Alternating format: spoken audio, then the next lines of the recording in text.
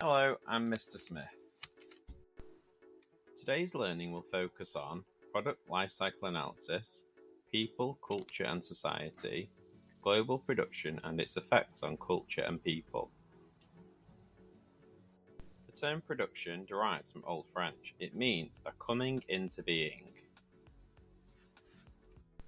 Let's get started. Product lifecycle analysis. Lifecycle. The stages a product goes through from initial idea to proposal. Product lifecycle analysis. The product lifecycle is an important concept in marketing. It describes the 4 stages a product goes through from its initial introduction to the market until it is replaced or withdrawn because it is not selling well enough. The 4 main stages of the cycle are introduction, growth, maturity, and decline. Introduction. This is when new products are launched and are heavily publicized so that customers know that they are available.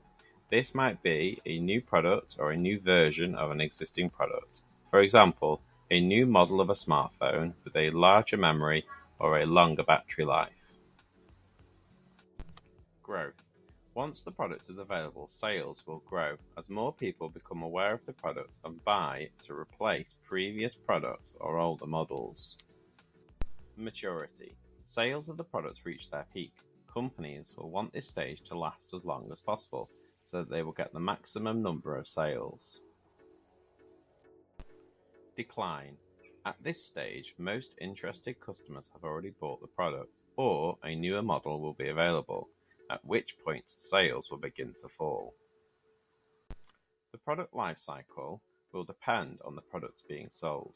A product which is popular for a short time will have a short life cycle, with a steep growth period and an equally steep decline. Some products may decline and then start to grow again. For example, an item of clothing that comes in and out of fashion. Next, people, culture, and society. Technology can also have an impact on our lifestyle, values, and beliefs. When designing and manufacturing products, we need to consider how they will affect our society and their moral and ethical implications. Designers also need to ensure they abide by legislation and protection that has been put in place to protect customers. Next, global production and its effects on culture and people. We live in an increasingly global society. Developments in transport mean that products are now shipped all over the world.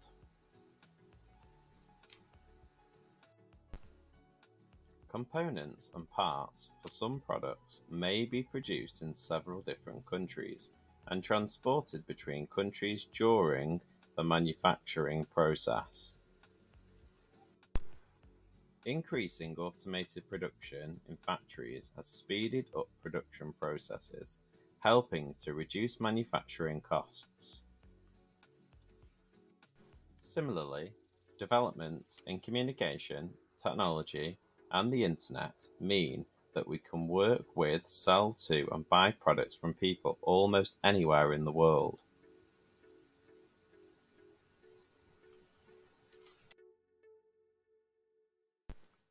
This means there is greater competition between companies to market and sell their products, which keeps prices low and helps us to get the deal.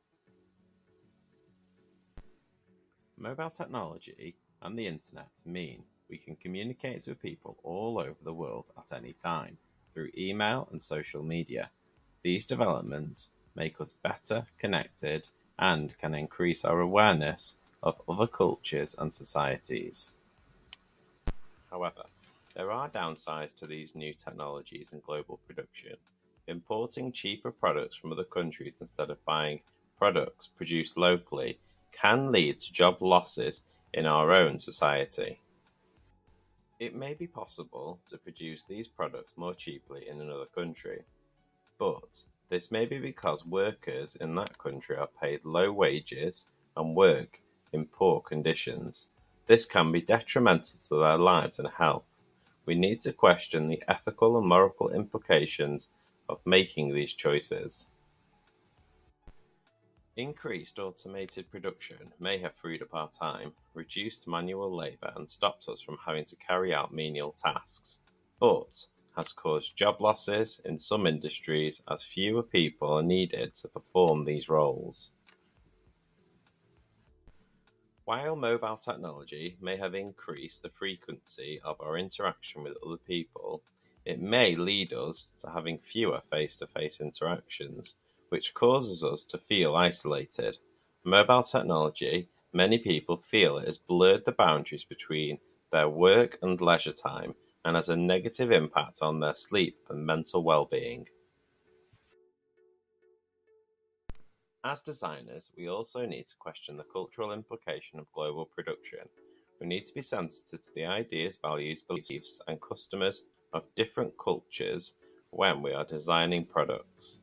What may be acceptable in one culture or society may be misunderstood or even seen as offensive in another culture. Colours, patterns, and symbols, for example, can have different meanings for different people, and we need to bear this in mind when making choices for our products to ensure we don't offend. Global production can threaten the traditional industries, skills, and techniques of some cultures.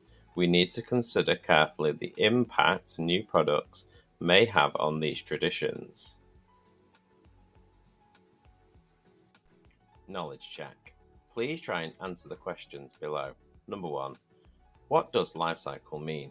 Number 2. What are the 4 main stages of a product life cycle? Number 3. What does a product life cycle depend on? Number 4. What does development in transport mean? Number 5. What is produced in several different countries? Number 6.